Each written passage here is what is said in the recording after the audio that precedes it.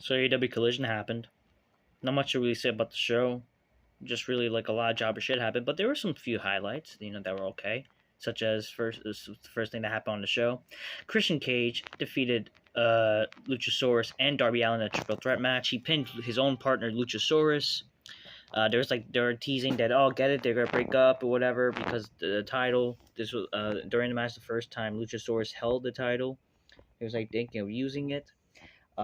Christian does end up pinning Luchasaurus after Luchasaurus does get a little attacked by Darby.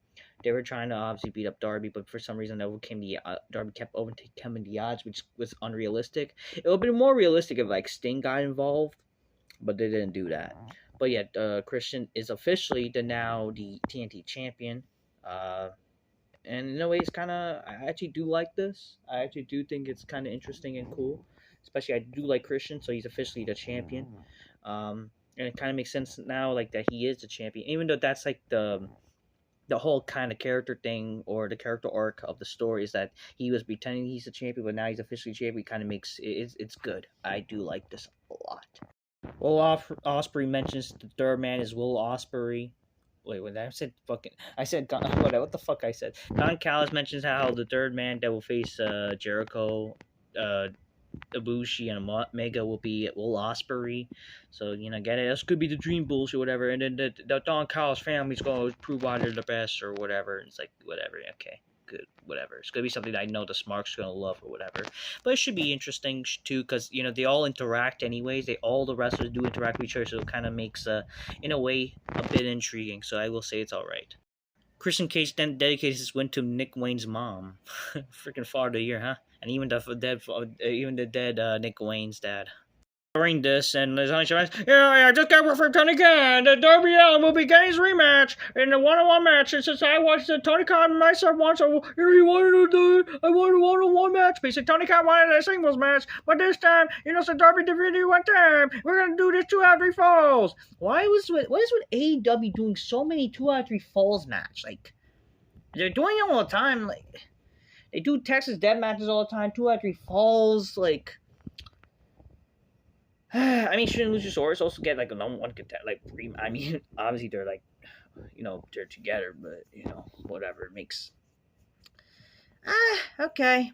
And it's gonna happen in Wrestle Dream. Like, wow, so much for like, like Wrestle Dream does not have the same ring as WrestleMania, but it's not even like a fucking real pay per. It's like a pay per dedicated to fucking Antonio Inoki when he like passed away years ago. It's like, why we have to honor him? All of a sudden, like as he's like why?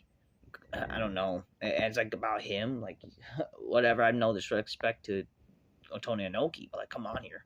RVD appears, and they said that he was gonna appear, but for some reason he teams up with Hook against the 2 former Jericho guys.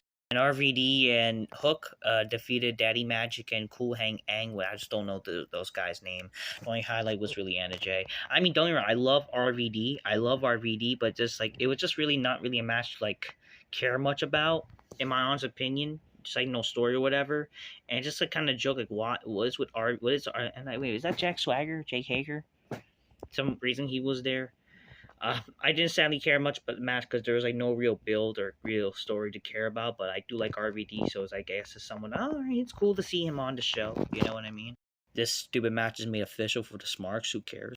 You need structure, you need rules, need order, says the fucking goofy motherfuckers that are supposed to be known as the Dark Order. Like, give me a fucking break. Who the fuck cares?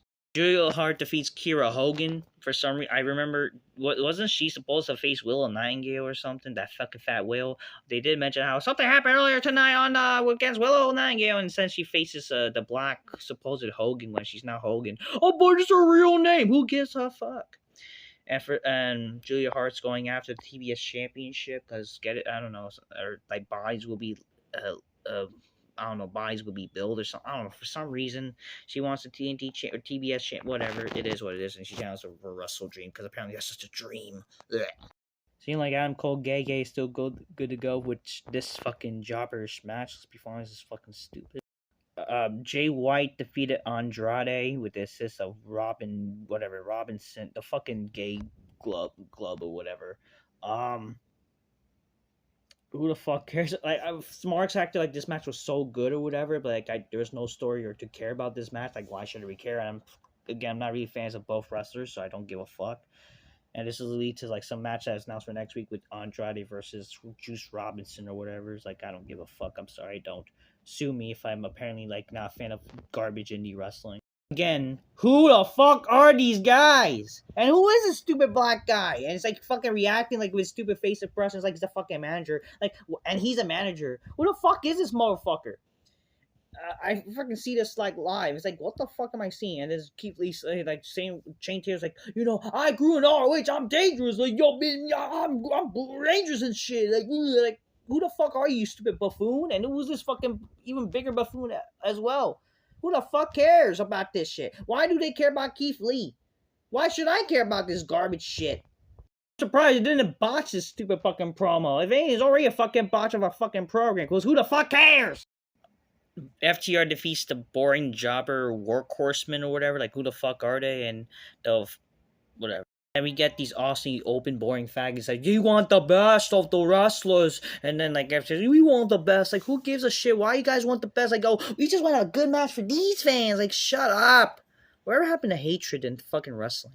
CJ Perry, aka Lana, says that she wants to take she wants to take her separate path from Rusev or Miro if she doesn't want to be together, but warns Miro not to lay on any clients that she manages or in the future. So basically, Rusev is still like a cuckold. Like, what kind of shit does this mean? Like, Rusev or Miro says like, you tempt me with your hot flexibility, but you know, you need to be redeemed. Like, I don't know. It's like, shouldn't they be together? Like, I'm confused with this. I'm sorry, I'm confused with this. Like, this kind of makes no fucking sense. It makes no fucking sense. Miro talking about how his hot, flexible wife at times, and then freaking they want a distance from each other. Like, how does this make any fucking sense? There's potential with this, and this makes no sense. Like, come on. It was announced for Dynamite. Not much intriguement, in all honesty. Not much intrigue for this show. Like, give me a fucking break. Man, a lot of indie garbage. And this is like our next pay-per-view we have to pay for. Like, ugh. This is announced for Wrestle Dream as well. Tell me the Young Bucks are not winning without telling me when they I'm sorry, they're gonna probably have Orange Cook. Oh. The main event, Bryan Danielson defeats Ricky Starks in the Texas DeathMatch. Sure, it was good, you know? It was good because, you know, there was no disqualifications or whatever. Obviously, it's going to be good. I will say also the promo. I will say early the promo package before the show started was good. I enjoyed it. You know, and it's a darn shame. Like, you know, it just does not feel like as big time because they showcase jobbers and shit like that. Even though I'm not a big fan of Ricky Starks, I really am not. And Bryan Danielson could be just a fucking glorified indie darling. The match is not bad. I would say the strap match was a bit better from what I saw. But, you know, they kind of replicated what happened in the strap match with the chain, redoing what happened, but, you know, with Ricky doing it to Bryan, but then eventually Bryan did it to him. Bryan does the knee with the chain, and it knocks out Ricky Starks. My problem is they didn't really no-sell much in this match, and they kind of no-sell, like, the ending. Like, why is fucking Ricky Starks up before Bryan, and he's so damaged? Like, why is that happening? It was, it was all right. Not a bad match. It's just like this. They could have just easily called this like a no qualification match. Like, this could have been no qualification instead of just calling it death match. Like, whatever. But get it because it's a Texas death match has 10 counts. You know, instead of having a last man standing match or just have a death match. Like, whatever. It is what it is. Overall, the show was actually not the worst show. It was okay. But it's just a lot of boring jobber shit that happened. So I will say this, like, the fucking the Collision show was not, like, overall bad. You know, I enjoyed the Christian Cage thing. This match was all right. But that's really all it. It was just the opening and main event for me that was okay. So it wasn't a terrible show overall, but was far from being good. So it wasn't terrible. And, you know, good seeing RVD. So overall, the show was not bad, but kind of boring. So there you go. Till next time, peace. Yeah, bye, folks.